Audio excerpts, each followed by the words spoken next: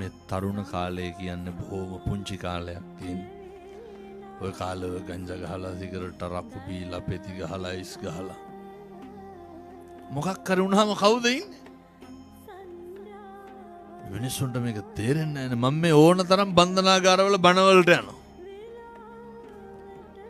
Police ඕවයිසි මහත්තුරු කියන හාමුදුරුවනේ හැමදාම අප දෙන්න එන්නේ කවුද?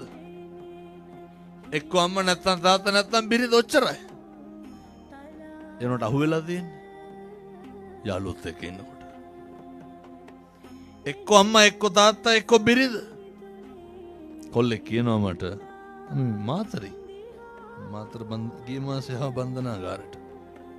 හාමුදුරුවනේ පව් හොඳ දඩබ්බර කොල්ලෝ. මේක පෙරලන්න පුළුවන් ඒව.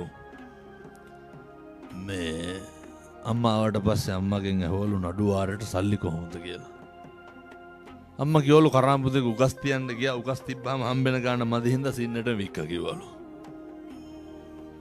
කොල්ලා කියනවා හාමුදුරුවනේ එළියට ගිහින් කියන්න පිං සිද්ධ වෙයි. තරුණයොන්ට කියන්නලු අම්මා තාත්තා එක්ක බත් ටිකක් කාලා ගෙදර බුදිය ගන්න තියෙන වෙලාව එක එක එක්ක ගිහිල්ලා නැති වෙන්න එපාලු.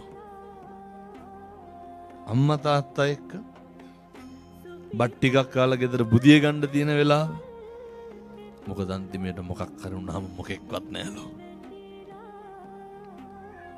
කවුරුවත් නැහැ ඔය ඉන්න කවුරුවත් නැහැ පින්නතුනේ. මේක තේරෙන්නේ නැහැ. වලස් මුල්ලේ කොල්ලට අවුරුදු 19 දැන් අවුරුදු 6ක් 7ක් ඇති. පැලකට නැග්ග කොල්ලෝ බියර් බෝතල් වයක් අරගෙන බීලා බහිනකොට අන්තිමේට බැස්සේ අපේ පොඩි හාමුදුරු කෙනෙක්ගේ මල්ලි කෙනෙක්. කොල්ලා වැටුණා, සුසුම්නාව කැඩුණා, ඩැමේජ් වුණා. අදත් ගෙදර යනකොට අම්මා තමයි රෝද පුටුවේ තියාගෙන මුත්‍රා පටේ ගහගෙන තල්ලු දාන්නේ. තාත්තා කියනවා කොල්ලා දිහා බලලා හාමුදුරුවනේ එදා හිටපු උන් සේර මත බැඳලා දරුවෝ හදලා උන් රස්සා කරනවලු. මගේ එකා විතරක් රෝද පුටුවේ මුත්‍රා බට ගහගෙන ඉන්නවලු.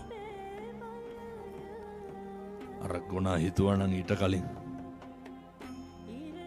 මම මේ තරුණ මහත්තුරුන්ට බොහොම ඕනෑකමින් කියන්න ඔය වයසේ වැරද්දට ඔය වයසට විවිධ දේවල් ලොකු වෙන්න පුළුවන්.